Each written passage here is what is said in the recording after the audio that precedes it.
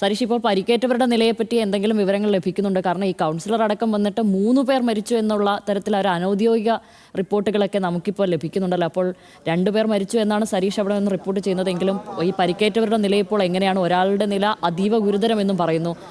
പിന്നെ ചോദിക്കാനുള്ളത്, ഇതൊരു 3 നില കെട്ടിടമാണല്ലേ? അപ്പോൾ ഇവിടുത്തെ വ്യാപാര സ്ഥാപനങ്ങളൊക്കെ എല്ലാ ദിവസവും സജീവമായിരുന്നു.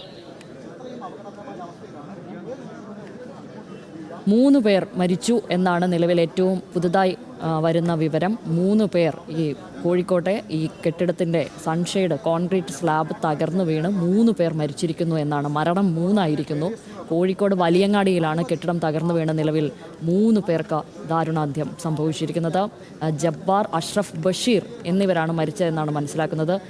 മൂവരും ചുമട്ടുതൊഴിലാളികൾ ആയിരുന്നു എന്നും അറിയാൻ കഴിയുന്നു. അപകടം നടന്ന സമയത്ത് ഇവർ 5 പേരും ഈ പുറത്ത് വിശ്രമിക്കുകയായിരുന്നു എന്നാണ് മനസ്സിലാക്കുന്നത്. ബെൻസൺ പറയുന്നതനുസരിച്ചാണ് കനത്ത ചൂട് അനുഭവപ്പെടുന്ന വേളകളിൽ ജോലി സമയം കഴിഞ്ഞ് പിന്നീടുള്ള സമയങ്ങളിൽ അല്പം തണൽ തേടി അവിടെ വിശ്രമിച്ചതാവാം എന്നാണ് മനസ്സിലാക്കുന്നത്. ആ സമയത്താണ് അപ്രതീക്ഷിതമായി ഈ അപകടം ഉണ്ടാവുന്നത്.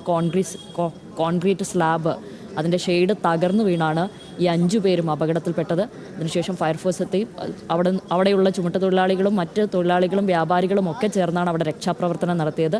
അങ്ങനെ 4 പേരെ ആദ്യം ആശുപത്രിയിലേക്ക് കൊണ്ടുപോവുകയും മറ്റൊരാളെ ഫയർഫോഴ്സ് എത്തി സ്ലാബ് മുറിച്ചു മാറ്റി ആശുപത്രിയിലേക്ക് കൊണ്ടുപോവുകയും ആയിരുന്നു എന്നാണ് അറിയുവാൻ കഴിയുന്നത്. ആദ്യം ബീച്ച് ആശുപത്രിയിലേക്കാണ് ഇവരെ മാറ്റിയിരുന്നത്. പിന്നീട് ഇവരെ കോഴിക്കോട് മെഡിക്കൽ കോളേജിലേക്ക് മാറ്റി എന്നും അറിയുവാൻ കഴിയുന്നു. അതിലാണ് ഇപ്പോൾ 3 പേർ മരിച്ചിരിക്കുന്നത്. സ്ലാബ് വീണത് തൊഴിലാളികൾ അവിടെ വിശ്രമിക്കുമ്പോഴാണ്.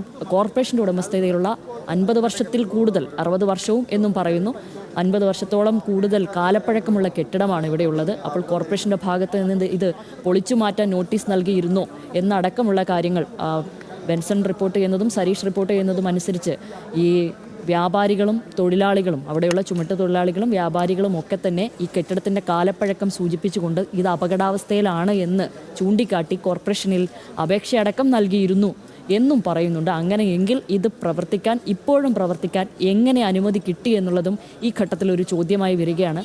അത് പൊളിച്ചു മാറ്റാൻ കോർപ്പറേഷൻ ഒരു നടപടി സ്വീകരിച്ചിരുന്നുണ്ടെങ്കിൽ ഈ 3 പേരുടെ മരണത്തിന് ഇടയാകില്ലായിരുന്നു എന്നും നമ്മൾക്ക് പറയേണ്ടതായി വരും. എങ്കിലും അപ്രതീക്ഷിതമായ ഒരു അപകടമായി പോയി. 3 പേർ മരിച്ചിരിക്കുന്നു എന്നുള്ളതാണ് നമുക്ക് ലഭിക്കുന്ന വിവരം.